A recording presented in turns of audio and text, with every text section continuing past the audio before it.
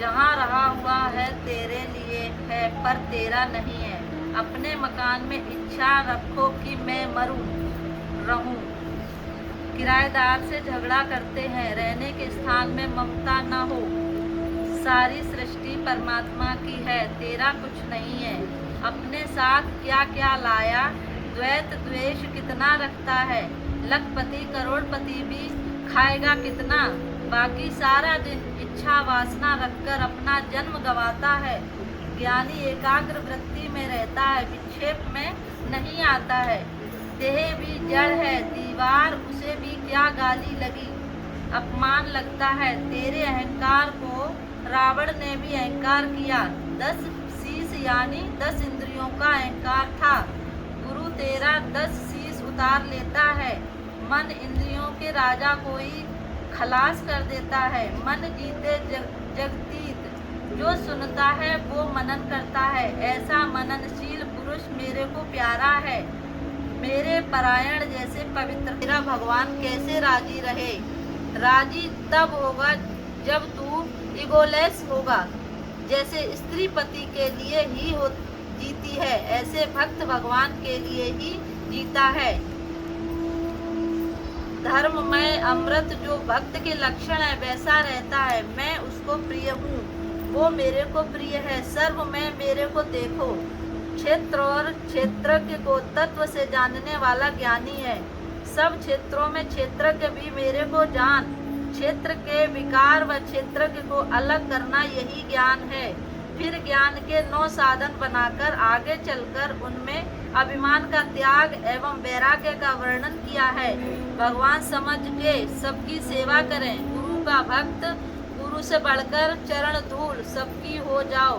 गुरु का रूप देखें, सबको सुखी करेगा, सुख की इच्छा नहीं रखेगा। मैं केवल गुरु की नज़र में आ गया तो सारी दुनिया मानेगी। सरलता, आरजू, मन वाणी की शुद्धता, यह ज्ञान है। धीरज इस रास्ते में बहुत है। साहिब मिलेंगे सबूरी में, रीस नहीं, हसद नहीं।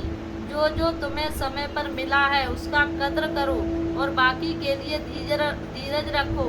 उतावला बनना हो, ईश्वरिया रीस न हो। हर एक की तपस्या टाइम पर फलीभूत। जो सागर मिल गया है, दूसरे गुरुओं के पास देखो क्या पूछते हैं।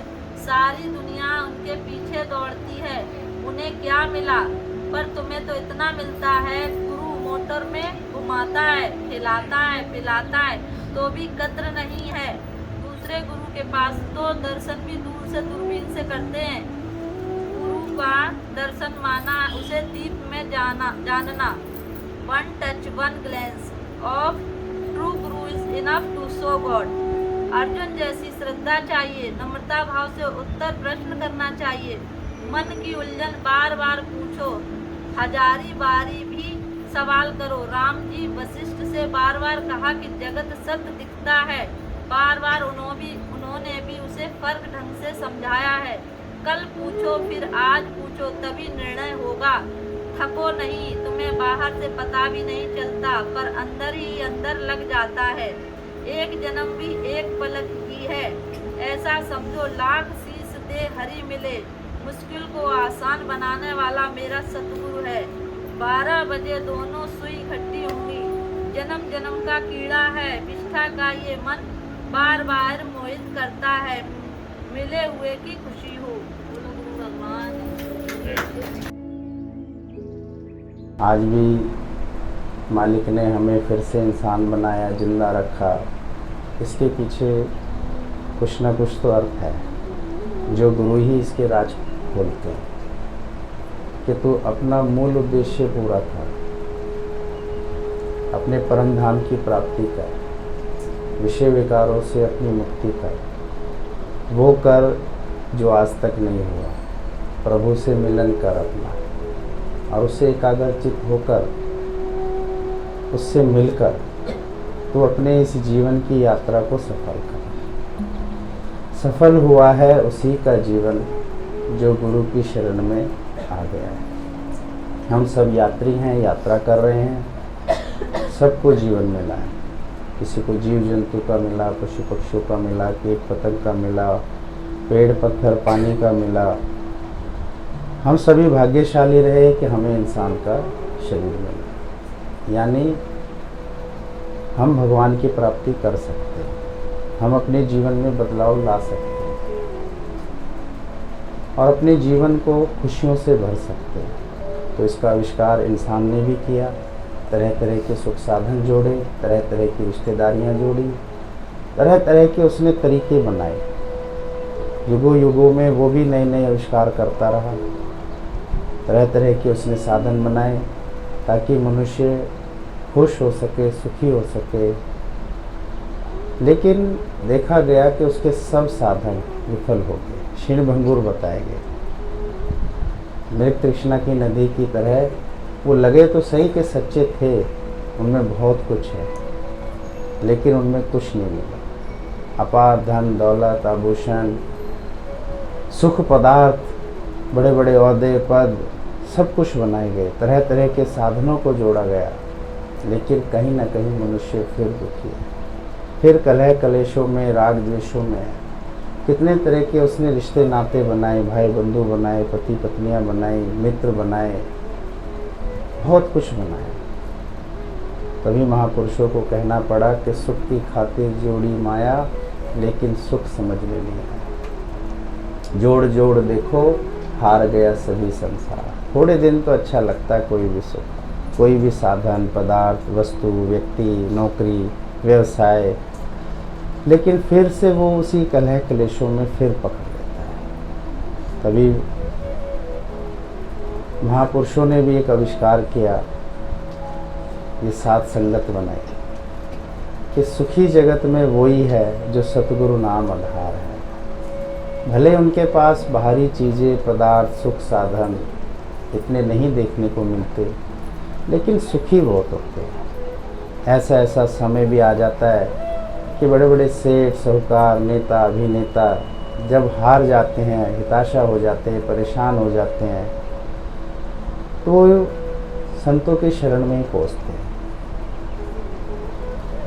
और उनसे वो अमन, चैन, शांति और सुख का तरीका पूछते हैं कि ऐसा कौन सा तरीका है कि आप इतने सुखी रहते हो और हमारे पास इतना होते हुए भी हम नहीं रहते। उसका एक ही मूल कारण है कि हम अपनी अंतरात्मा में नहीं गए। हम बाहर भागते चले आए, दौड़ लगाते चले आए, बटोरते चले आए, सिर्फ इसलिए कि समाज के जो कुछ लोग हमें देखें, जाने और हमारी कुछ रेपुटेशन बढ़े। किस लिए इतनी पढ़ाई लिखाई के पीछे भागा जा रहा है, किस लिए इतनी सुख सुविधाओं के पीछे भागा जा रहा है, किस लिए इतने इंसानों के पीछे भागा जा रहा है? कारण क्या है उसका? किस काम में आएंगे सब? सिर्फ धन इकट्ठा करना, मान सम्मान के लिए, अपने शरीर के लिए। आखिर ये सब हमें क्या उन विषय विकारों से छुड़ा सकते हैं, उस दुख तकलीफ से हटा सकते हैं? कौन हटा सकता है? हमें ब्रह्म ज्ञान हटाएगा। सुबह शाम का जब हम सत्संग लेंगे तो हम अपना जीवन सफल कर पाएंगे, नहीं तो हम फिर से विफल हो जाएंगे। कहीं नहीं लिखा है शास्त्रों में कि जिसने इतना धन कमाया, इतने बड़े ओहदे पद पाए, अमीर बना, चाहे वो गरीब बना, कुछ भी बना अपने जीवन में, लेकिन खुश और सुखी नहीं रह पाए। हम इन महात्माओं के जीवन को अगर देखते हैं, कितने शांत रहते हैं, कितने खुश और प्रसन्न रहते हैं। कबीर साहब जब जाते हैं अपना चादर लेके और शर्त लगती है कि मैं कबीर साहब को गुस्सा दिलवाती हूँ, वो क्रोधित हो जाएंगे, कितना बड़ा विकार है ये क्रोध। कबीर साहब को नहीं पता, लेकिन वहाँ आपस में दो जनों ने ठान ली। एक ने कहा नहीं दिला सकते, एक ने कहा बहुत अच्छा, बड़े आराम से। देखिए वो जीवन ही क्या है, हम अच्छे भले जा रहे हैं, किसी ने कुछ कह दिया और हम गुस्से में आ गए, चिड़चिड़ा गए, झुंझुलाहट आ गई, अपमानित हो गए, परेशान हो गए, हमारे अंदर से अशब्द निकलने लगे, हमारे आव भाव बदल गए, हमारी विचारधाराएं बदल गई। इसका अर्थ तो ये हुआ कि हमारा अपने जीवन में कोई नियंत्रण ही नहीं है। तो इसका मतलब जो जैसा चाहे जब चाहे हमें कुछ भी कर सकता है, हमें अपने पर काबू नहीं है। क्या मैं संतुष्ट नहीं हूँ? उठो जागो और चलो बढ़ो, ये सिद्धांत है इस समाज का कि हमें उठना है, जागना है, चलना है और आगे बढ़ना है, लेकिन सिर्फ अपने लिए ही नहीं। परमपिता परमेश्वर ने कहा है सबके लिए चलो, सिर्फ अपने ही बटोरने के लिए नहीं, कुछ बांटने के लिए भी चलो। धन नहीं बांट सकते तो सदाचारी और भाईचारा और नैतिकता तो बांट सकते, लेकिन कब? जब हम अंदर से शांत होंगे। ये विषय वासनाएं, ये भोग, ये विलास, ये इच्छाएं, ये तृष्णाएं कितना इंसान को सताती है, कितना परेशान करती है। कि था तो वो पूर्ण ब्रह्म शांत चित्त योगी, लेकिन कैसे छटपटाता है, कैसे भागता है, कैसे परेशान हो जाता है। और एक महानतम जीवन से वो फिर से फिसल जाता है। हर एक इंसान जो यहाँ पैदा हुआ है वो मरने के लिए नहीं, अमर होने के लिए पैदा हुआ था। हर एक इंसान राह भटकने के लिए पैदा नहीं हुआ था, प्रभु तत्व को प्राप्त करने के लिए पैदा हुआ था। हर एक इंसान में ये क्षमता और गुणवत्ता है कि वो अपनी मुक्ति कर सकता है और बार बार इस आवागमन के चक्कर से छूट सकता है। सबसे बड़ा उद्देश्य इस धरती का यही है, और जिसने ये हासिल कर लिया, इतिहास गवाह है उसकी महिमा, उसके गुणगान, उसके बताए हुए वचन वाणी हम सब के लिए एक उदाहरण बन जाते हैं, यानी आसान बन जाता है तरीका। जब कबीर साहब गए और उन्होंने अपनी चादर रखी, तो प्लान तो पहले से ही फिक्स था। तो व्यक्ति गया, वो उसने कहा कितने की है? तो कबीर साहब ने कहा 10 रुपये की है। अभी आप किसी से पूछना, आपको क्रोध आता है? वो नहीं, हमें कहाँ आता है। उसको क्रोध आता है। जो ये कहता है कि नहीं मुझे क्रोध नहीं आता है, उसे क्रोध आता है, क्योंकि उसको पता है क्रोध होता है क्या। अगर उसको क्रोध नहीं आता तो वो जरूर ये कहता मैं इस विषय के बारे में नहीं जानता, मुझे नहीं पता इस विषय के बारे में। और जो उस विषय के बारे में जानता है, तो यानी इसका मतलब उसको आता है। एक बार 4 जने बैठे हुए थे, एक व्यक्ति आया, उसने कहा ड्रिंक करोगे? तो 2 ने कहा हाँ करेंगे। 3 ने कहा मैं भी थोड़ी बहुत कर लूँगा। चौथे ने कहा मैं तो बहुत दूर रहता हूँ साहब, मैंने तो आज तक कोई ड्रिंक वगैरह करी नहीं है, मैं तो वैष्णवी हूँ और मैं इन सब चीज़ों से दूर रहता हूँ। अब 2 ने करी, एक ने कम करी। उसने कहा ठीक है, तुम ड्रिंक नहीं करना चाहते हो तो एक काम करो, ये मैं तुम्हारे लिए सेब का जूस मंगाता हूँ, तुम ऐसे ही खाली बैठे हो, अच्छे नहीं लग रहे। जब उसने सेब का जूस मंगाया और उसने जब पहली सिप पी, तो कहा इसका स्वाद तो शराब की तरह नहीं आ रहा। तो पहले वाले व्यक्ति ने मुस्कुरा के कहा तुम तो कहते हो मैंने कभी पी ही नहीं, तो उसका स्वाद बता कैसे? इसका मतलब उसने पी है, कभी भी पी है। तो अंदर के विषय विकार अगर आते हैं तो उसमें कोई हर्ज नहीं है, उसका उपचार है ना। तन के डॉक्टर भी हैं तो मन का भी डॉक्टर है। तन के हॉस्पिटल हैं तो मन का भी हॉस्पिटल है। तन के लिए इतनी सुख सुविधाएं हैं तो मन के लिए भी है। तो मन मधुसूदन में हो जाए, मन मगन हो जाए, नमन हो जाए, प्रभु का हो जाए, तो उसके लिए सत्संग है। अभी समझ में नहीं आ रहा है। अंत समय जब कोई साथ न खड़ा होगा, देख प्राणी अब तुझे यहाँ से अकेले ही चलना होगा। ज्ञान चक्षु खुलता है, प्रकृति की देन से ज्ञान चक्षु खुलता है, विवेक जागृत होता है, लेकिन एक सबसे बड़ी निधि हमारे पास नहीं होती है, जिसका नाम समय है। तब वो प्रभु से इबादत करता है। देखिए, सब भूल गया वो समय, मेरे पास कितना है, क्या है, मैंने कितनी मेहनत कर, जो भी है सब भूल गया। अब वो सिर्फ यही समझ रहा है कि काश मैं अपने जीवन का उद्देश्य भी जरूर पूरा करता। इंसान के जीवन का उद्देश्य पूरा करना उसका मूल धर्म था, और उसने वो सबसे लास्ट में रखा हुआ है। जब वृद्ध अवस्था होगी तब सोचा जाएगा। इस मौत का क्या भरोसा है। विषय विकार, ये राग, ये द्वेष आते हैं, ऐसा नहीं कि साधु संत महात्माओं के पास नहीं आते, लेकिन वो साफ कह देते कि आप गलत एड्रेस पे आए हो, आपका यहाँ कोई काम नहीं है, वो आगे चले जाओ। परीक्षाएं सब पर आती हैं, हालतें सब पर आती है। ऐसा नहीं कि मनो इच्छाएं हमारी सारी मान ली जाएंगी और पूरी हो जाएंगी। ईश्वर वही करेंगे, वही देंगे जो हमारे लिए बेहतर होगा। नहीं तो कौन नहीं चाहता ऐसा हो जाए, वैसा हो जाए, ये हो जाए, वो हो जाए, लेकिन होता वही है जो ईश्वर चाहते हैं। तो ईश्वर की रज़ा में राज़ी रहना ही सबसे बड़ी इबादत है, उसकी शुक्रगुजारी, उसका धन्यवाद है। लेकिन कब?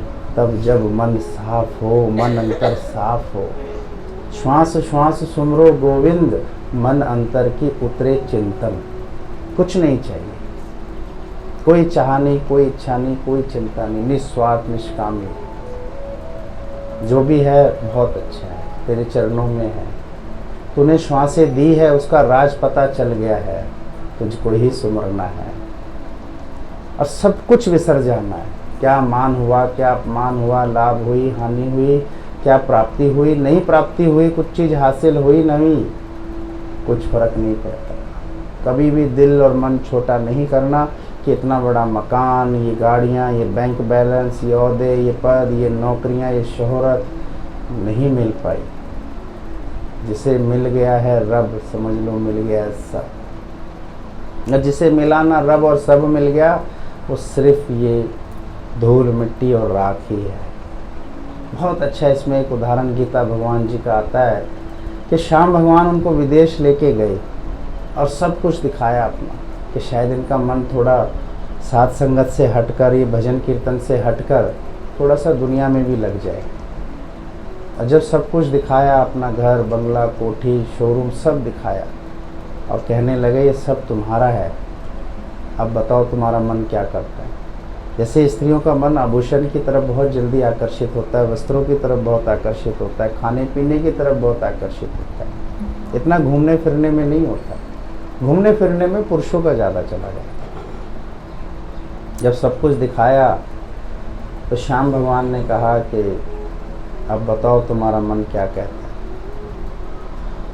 देखिए, इतने उम्दा उस समय के ब्रह्मज्ञानी और उनके जो हस्बैंड है वो सब उन्हें अपना दिखा रहे हैं कि मेरे पास इतना इतना है और ये सब अब तुम्हारा है।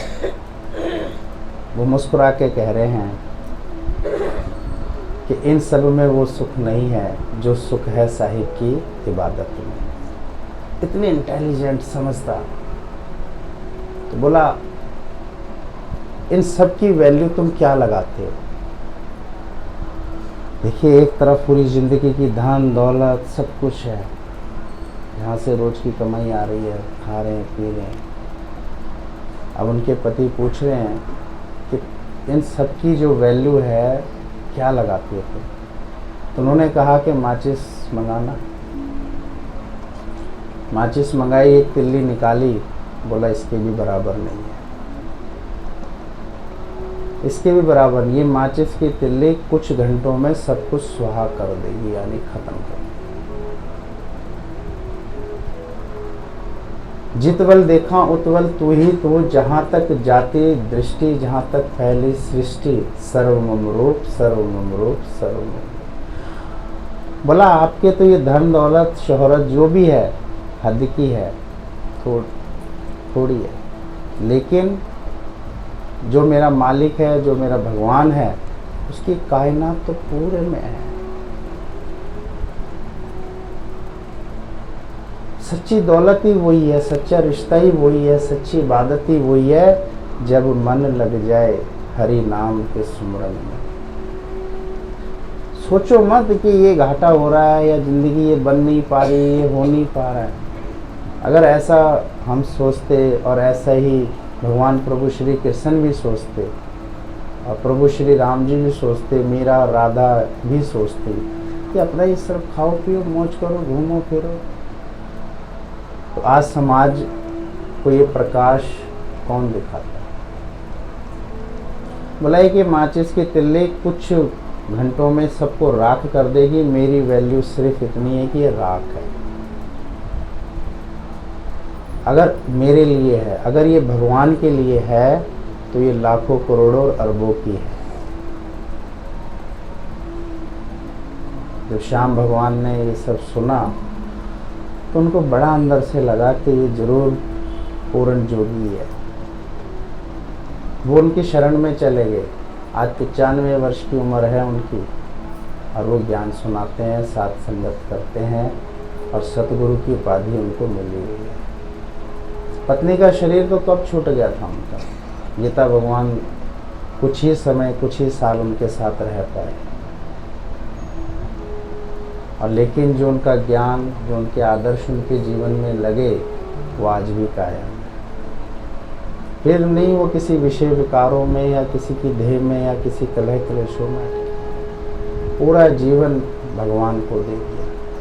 तो ब्रह्मज्ञानी के कितने बच्चे होते हैं? नित्य रोज नए होते हैं, और संसारी उसी में उलझ जाता है। फिर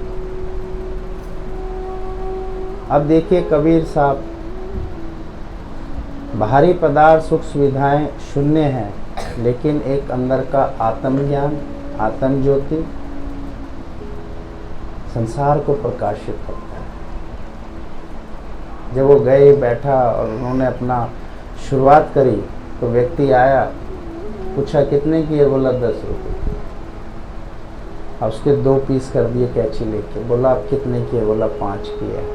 फिर उसके 4 पीस कर दिए। बोला आप कितने की है? बोला 2.5 की है। और उसके और टुकड़े कर दिए। बोला आप कितने की है? बोला आप कितने की भी नहीं है। आप कितने की भी नहीं है।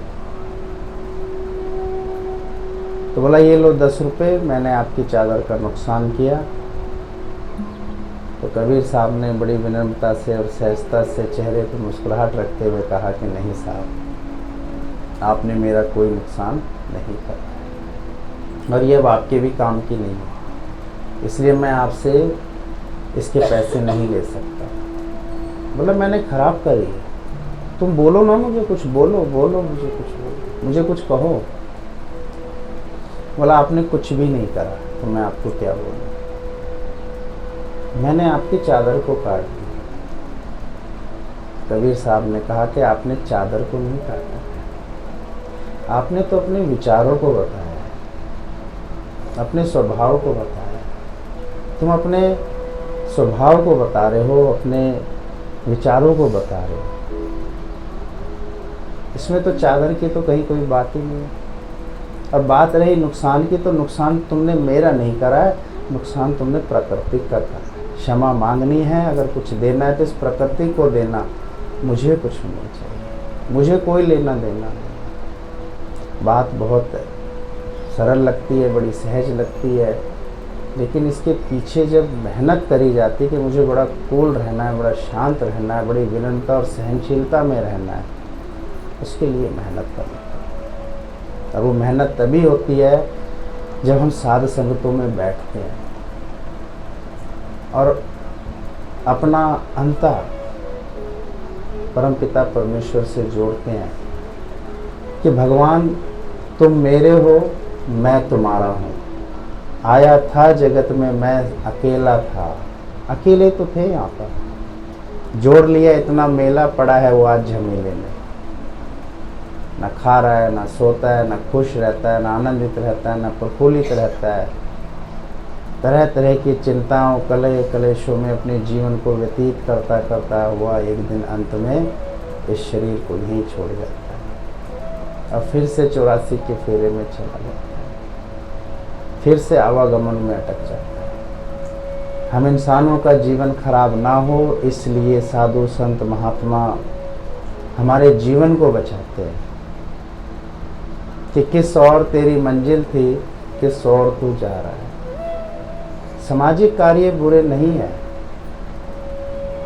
वो तब बुरे हो जाते हैं जब उसमें स्वार्थ आ जाता है, लोभ आ जाता है, मोह आ जाता है, बेईमानी आ जाती है।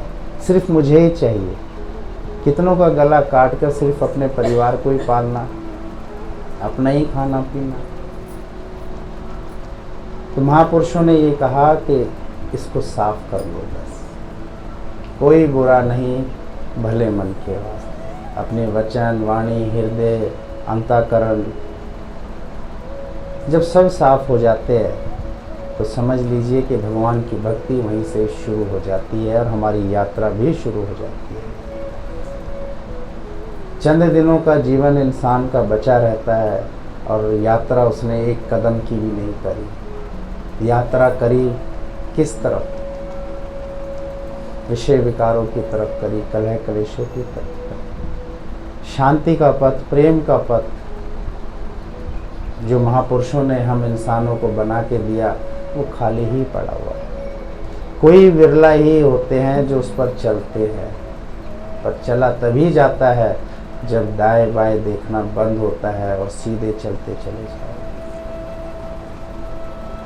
यानी भोले भाव मिले रघुराय।